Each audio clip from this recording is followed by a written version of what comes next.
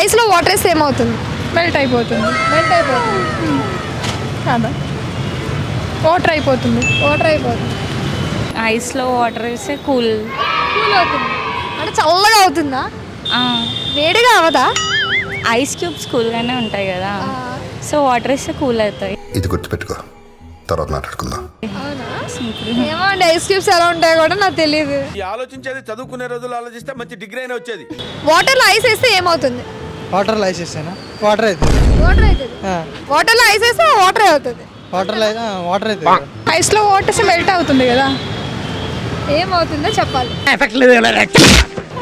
Ice cubes కూల్గానే ఉంటాయి కదా, so water వేస్తే కూల్ అవుతుంది అంతే, ఇంకేమవుతుంది?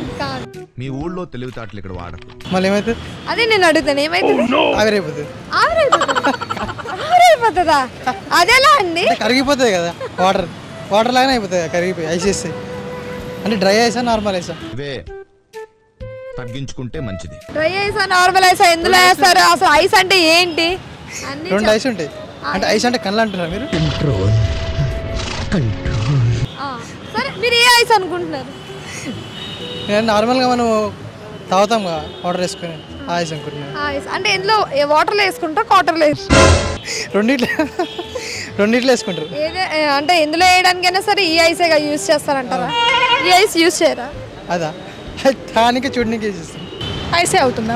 ఐసే అవుతుందా? మళ్ళీ మళ్ళీ ఫ్రీజ్ చేస్తే ఐస్ అయిపోతుంది కదా. అలాగే థింక్ చేయండి, మీరు చెప్పేస్తారు.